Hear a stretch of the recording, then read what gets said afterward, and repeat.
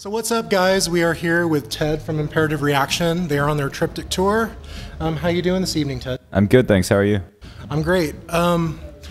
This tour, you got System Sin, you got Imperative Reaction, you got God Module. What was the whole idea behind having these shows? What can fans expect from coming out to seeing you guys? Well, I think since we're all friends to start with, it was a natural thing to have happen. Back in 2008, I think it was, when we were getting ready for the Minus All tour, we were going to take God Module out originally, and unfortunately, because of scheduling conflicts or whatever, it didn't happen. So when the Goth Cruise thing came about around this time last year, we figured, well, we're all going to be there together, so we might as well make a tour of it. So yeah, it's finally come together, and it's been fun so far. I mean, this is second date, but you know, it's great. Yeah. So, but fans can expect a lot of blood and guts and debauchery, debauchery from this show. From God Module set and System Sin, yeah. Cool. So you just released the self-titled album Yes. a week ago. Mm-hmm. I know it's only been like a week or so, but how has the reaction been from fans and critics? I've been very humbled by the reaction. I have to say, across the board, it's the best we've ever received as far as reviews go, as well as fan response, and we feel really good about it. I'm very happy about it. Yeah, it was. Just speaking personally, I think it was probably one of the best things you've ever done. Thank you, man. Congratulations. Thank you. That. What was the writing process like? What was the writing process for this album like? Did you set out to, like the press release says it, you wanted this to kind of be a new beginning for Imperative Reaction. Did you consciously set out to do that, or did it just happen that way through the writing process? Yeah, after the end of the Minus All tour and everything, I was really burned out, and I just kind of, you know, I'd been spending so much time and so much of my focus on the band and everything, and I just figured, you know, I felt like I'd done a lot of the stuff that I wanted to do and everything, and the main thing to me was not to go back and, you know, redo anything we've done before. So it was in my mind that I wanted to kind of incorporate newer things into the album, and it was a long, arduous task in the beginning. Then we went out on tour a couple years ago, and the live element of that tour kind of worked its way into the album. And yeah, I mean, it was a combination of me wanting to make a different album than I had in the past, and also just natural progression. Right. So in a recent interview, you said that you weren't completely happy with the way Minus All turned out. That right. was in, I believe, the Rio RGV Night Shift zine that's out there. What was it about that album that kind of wasn't up to the Ted Phelps standards? Well, for one, it was rushed. Unfortunately, I took too long with it, and I blew past a couple of deadlines and realized that I couldn't keep doing that. So I kind of, I'm not sure if this is well known or not, but when you get an album mastered, when you master an album, you have to submit to the distributor exact track times, and they can't be different. Like, that's how they check the CD against the master. And so I had to submit that to our label before it was even finished. So I was locked into the song structures at that point.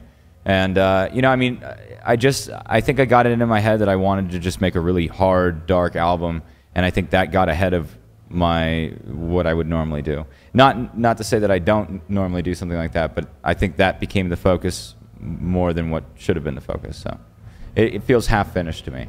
It does. Yeah. So I've noticed over the past few albums, Imperative Reaction has kind of undergone a slight change in sound. Minus All is very much like a rock album without guitars.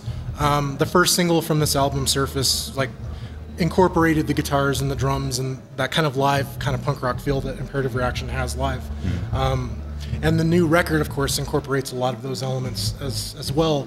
Do you see this as something that Imperative Reaction is going to continue going, or do you see yourself eventually going back to the kind of more synth pop elements of something like As We Fall?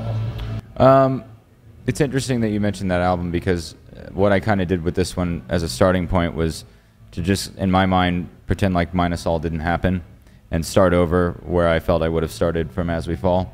Obviously, it's very different now, but I personally the type of music that I'm releasing right now is the type of music is closer to the type of music I'm into.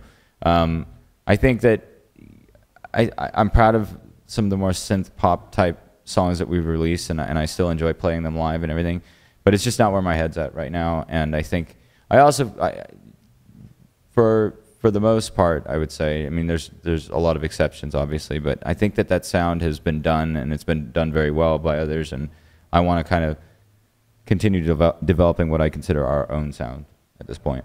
Which is the more kind of rock right. elements. Mm-hmm. In another interview, when you were asked about the current state of the industrial scene, mm-hmm. you said that certain bands are afraid to define their own sounds. Yes. Is this something that was a couple of years ago? Since then, have you seen this trend kind of changing, or do you see bands more becoming individual about how they sound and how? That's a good question. I've heard a couple things recently that have really, made me take a second listen, and I respect that when bands will start trying to make their own way, their own sound and everything. I think that what affects this scene is what really kind of affects a lot of different scenes, is that you get a few people that become successful with it, and the entire scene wants to sound that way, or everybody that's starting out wants to sound that way. And that's okay. I completely understand. When I was 15, 16 years old, I was trying to emulate Leatherstrip and Skinny Puppy, and I mean, that was what was popular at the time. The problem, though, is that now with the way piracy is kind of taken over and made it harder for labels to be profitable, the labels, and this is not a knock at Metropolis, because actually I just had a conversation with Dave Heckman from Metropolis about this the other day, and he actually agrees with me. But a lot of other labels, they don't want to take a chance on something because, I mean, really it doesn't make much business sense for them at this point to do that. So I think that also, I think it's just a self-serving thing on both ends. The bands then begin to tailor their sound to what they think will get played in clubs, and it just keeps repeating. So unfortunately, if your question is, do I think it's changed? No. But I do think that there are some very good bands in the scene releasing music and building followings and getting out there and touring and stuff. This ties into kind of my next question. I was reading some interviews with you from when you were first starting, and you attributed a lot of Imperative Reaction's initial success to Das Bunker in LA. Yes. The fact that they got behind you guys from the very beginning, mm-hmm. and that they pushed you. I was reading an interview with Reverend John from Das Bunker, and he was saying that one of the keys to their long-term success is that they generally tend to get behind the bands and new styles as they're emerging. Right. That is something that the bands remember when they get to your status, mm-hmm. or Combi Christ or VNV. Do you feel, and you were just touching upon it before, do you feel this is kind of becoming lost, like in the age of piracy, in the age of bands kind of constantly recycling sounds? People and promoters and labels are more reluctant to take a chance on newer sounding bands. Do you feel this is being lost? Yeah, to a certain extent, although I will say Das Bunker is still, and it's not just because they're friends of mine. I still do attribute a lot of our early success to them, and then later on they've helped us out a lot as well. But I do think that playlists have become a little bit more homogenized than some of us would like them to be.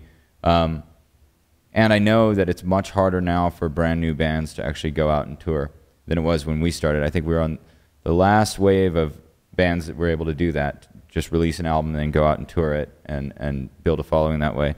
And it's unfortunate. Now, there's still opportunities to open up for larger bands, for new bands coming up and everything. So yeah, I think that's probably the route that bands that are interested in trying to get out on the road and do that should go after. But yeah, I think there are clubs out there and promoters out there that really do a lot for the scene, and Bunker's definitely one of them.